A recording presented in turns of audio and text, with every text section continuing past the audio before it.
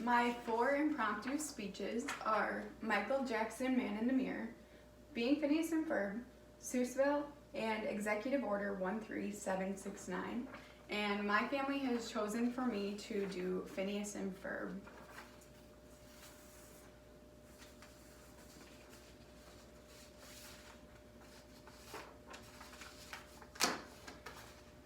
This is the story of how I learned why grade school kids go to summer school. It was a Monday morning in the summer of 2009, but this Monday wasn't like any other Monday. On this particular Monday, my parents let me skip one dreadful, hot, boring day of summer school. Coincidentally, my best friend Abby, who lived only 2 minutes down the street, got to skip summer school that day as well. It took a long 15 minutes of arguing before our parents let her come over. When she arrived, sweat was dripping down her face. There was no doubt about it, it was simply too hot to play outside. Our favorite show, Phineas and Ferb, was displayed on the TV before us with a brand new episode titled Swinter. In this episode, the boys constructed a winter playground in their backyard in the middle of summer. We thought to ourselves, how cool would it be if we had just one day of winter in the summer?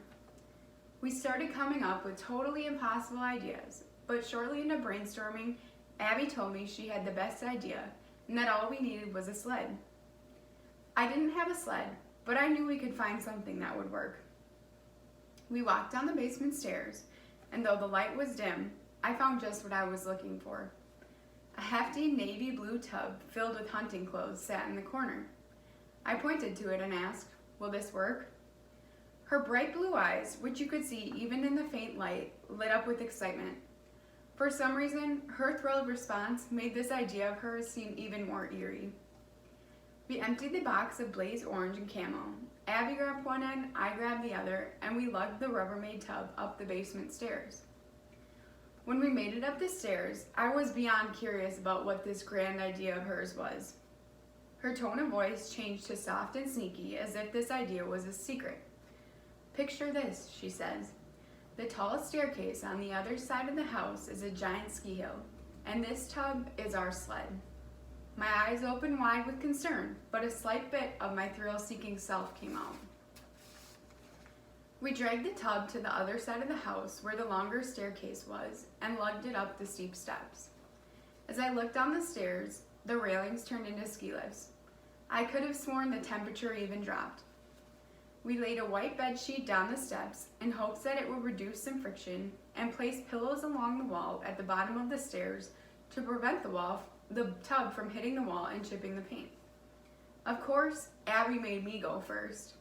My initial thought was, is this girl out of her mind? But what was the worst that could happen? We lined the blue Rubbermaid storage box with body pillows and taped pillows all over my body to avoid any possible injuries. I lowered myself into the bin. Her fingers grasped the edge of the tub and she tightened her grip, prepared to shove me down the ski hill. "Wait," I yelled. I needed a pillow over my head just in case.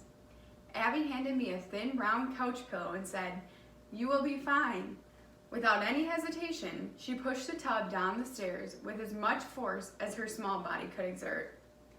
The tub bounced up and down as it hit each and every step, causing my breaths to be cut short as my diaphragm was driven towards my throat. My eyes were sealed shut. With every millisecond the tub and I flew down the stairs, the speed grew rapidly. With my eyes still closed and teeth clenched tight, I waited patiently for the ride to come to an end. I felt the tub hit the level landing at the end of the steps and opened my eyes. The pillows placed against the wall were only a foot in front of me, and I knew the ride would come to an end soon. The speed had not decelerated at this point though, and I hit the pillows like a brick wall. I could have sworn I was moving in slow motion when the box flipped forward and I was hurled into the wall. I heard the drywall crack immediately from my skull's impact. I lifted my head and pieces of sheetrock fell to the ground in front of me, and a large hole was exposed. I sat looking at the wall in dismay. It took me a second to collect my thoughts, and when I finally realized the damage I had done, I started bawling.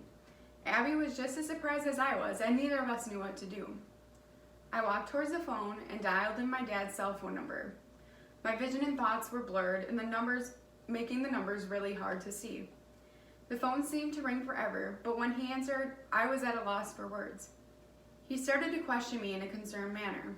My first line was a typical first line of mine. I'm fine, but please don't yell at me when I tell you what I've done.